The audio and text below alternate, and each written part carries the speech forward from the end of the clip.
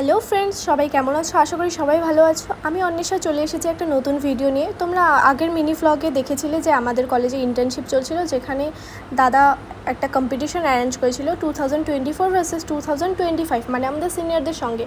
তো যেখানে 10 জনকে সিলেক্ট করেছিল এবং আমিও ছিলাম। তো এই ভিডিওটা তোমরা এখন দেখো, তারপর বলছি। আমরা সবাই রাইড করতে পছন্দ করি, ছেলে হোক বা মেয়ে, তাই তো? তাই সবার ফার্স্টে বাইক যতই দামি হোক না কেন, আমাদের কিন্তু সেফটি মেনটেন করতেই হবে। এটা তোমাদের স্টাইলের সাথে সেফটিও দেবে। তাহলে চলো এই হেলমেটের কিছু বৈশিষ্ট্য তোমাদেরকে আজকে আমি জানিয়ে দিই। আজকে আমি তোমাদের সামনে নিয়ে এসেছি এক্সজোনের XBHP 299 এর একটি হেলমেট, যেটাতে ডাবল ফেজারের অপশন রয়েছে। তো ফার্স্টে রয়েছে এটা, যেটা ফগ প্রোটেক্ট করে, ঘাম হোক বা বৃষ্টি কোনো কিছু এখানে আটকাবে না। আর সেকেন্ড রয়েছে যেটা তোমাদের চোখকে প্রোটেকশন দেবে, বলতে পারো সান প্রোটেকশন দেবে। অ্যান্ড এটাতে রয়েছে ভেন্টিলেশন, যেটা তোমাদের অক্সিজেন নিতেও সাহায্য করবে এবং ভেতরে যা গরম থাকবে সেটাও বের করতে সাহায্য করবে। এরপর চলে যাই সেফটিতে। নর্মাল যা হেলমেট আমরা দেখি সেগুলোতে রয়েছে 2টো লেয়ার, কিন্তু এটাতে রয়েছে 4 লেয়ার। অ্যান্ড এর যে পেছনে দেখছো তোমরা, সেটা কিন্তু অ্যারোডাইনামিক শেপে রয়েছে। তো খুব সহজেই রাইডারদের জন্য এটার যে একটা হাওয়া থাকে, সেই হাওয়াটা কাটতে সাহায্য করবে। অ্যান্ড থার্ড, এখানে একটা মেন ফিচার সেটা হচ্ছে এই রিফ্লেক্টরটা। এই রিফ্লেক্টর যখন পেছনে কোনো বাইক থাকবে বা কোনো রাইডার থাকবে, সেটা তোমাদেরকে সচেতন করে দেবে। তো আর দেরি কিসের, এটা আমাদের যতই দামি বাইক হোক না কেন, হেলমেট কিন্তু নিতেই হবে। তো তাড়াতাড়ি অ্যাফোর্ডেবল প্রাইসে এটা পেয়ে যাবে। এটার প্রাইস 8,999। তো আর রয়েছে এখানে এটা ডট সার্টিফাইড, তো তোমরা চাইলে এটা নিয়ে নিতে পারো। তো আজকের জন্য এতটুকুই, দেখা হচ্ছে নেক্সট কোনো প্রমোশন ভিডিও নিয়ে। বাই। তো তোমরা হয়তো ভাবছো হঠাৎ করে আমি হেলমেটের ওপর এভাবে ভিডিও বানিয়ে আপলোড করছি কেন। না, অ্যাকচুয়ালি এটা কম্পিটিশনে দাদা আমাদেরকে টপিক দিয়েছিল যে এই হেলমেটের ওপর তোমরা প্রমোশন ভিডিও বানাও, যেটা অবভিয়াসলি অনেক টাফ ছিল, কারণ আমার হেলমেট বিষয়ে জিরো নলেজ।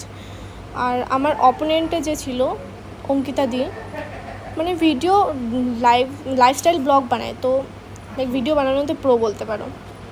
অ্যান্ড সামনে এতজন ছিল, প্রচণ্ড নার্ভাস ছিলাম, আর দাদাও ছিল, প্লাস সিনিয়ররা ছিল। দাদার এক্সপেকটেশন ছিল আমি অনেক ভালো করব, বাট সেখানে দাঁড়িয়ে যে কেউ ঘাবড়ে যাবে। লিটারালি আমি ঘেমে গিয়েছিলাম পুরো, আমার ব্রেন কাজ করছিল না। আমি জানি যে এরপরে এটা বলতে হবে, এরপরে এটা বলতে হবে, বাট গুছিয়ে যে বলাটা সেটা একদমই পারছিলাম না, এত নার্ভাস হয়ে গিয়েছিলাম। তো যাই হোক, দাদা সেটাই দেখতে চেয়েছিল যে কতটা শিখলাম এতদিনের ক্লাসে। তো ঠিক আছে, এখন থেকে ট্রাই করব আরও বেস্ট করার। দাদার থেকে এটাই শিখলাম যে কথা বলার ফ্লো আমাকে একটু গ্রো করতে হবে, অ্যান্ড সবার সামনে যাতে ভিডিও বানাতে পারি সেই যে জিনিসটা, সেটা আমার মধ্যে আনতে হবে। তো দেখতে থাকো ভ্লগটা।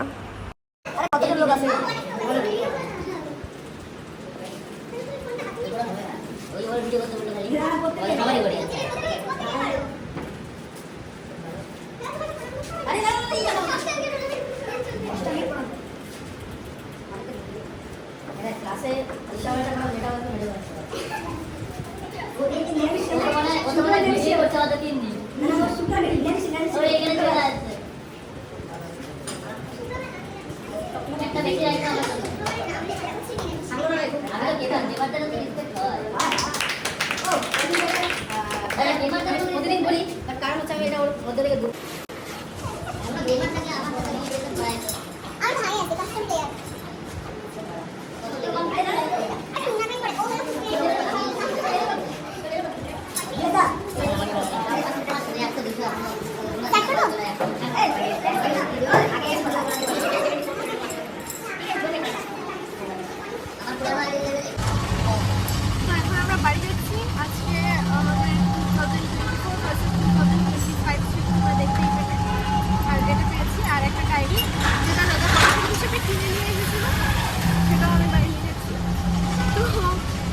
ঠিক আছে, অতটা বেটার করতে পারিনি যতটা দাদা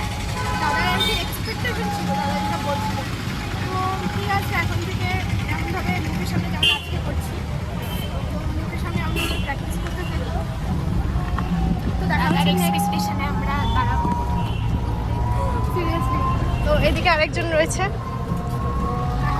সবচেয়ে বড় জিনিস, আমি সবচেয়ে সুন্দর জিনিস বাইরে নিয়ে আসি। ফেভিকল। কোথায় গেল ভাই? ঠিক আছে, তুমি খোঁজো। আমি খুঁজে নিই, তারপরে আমি বার করবো। ও এক সেকেন্ড কোথায় গেল? এই তো পাইছি।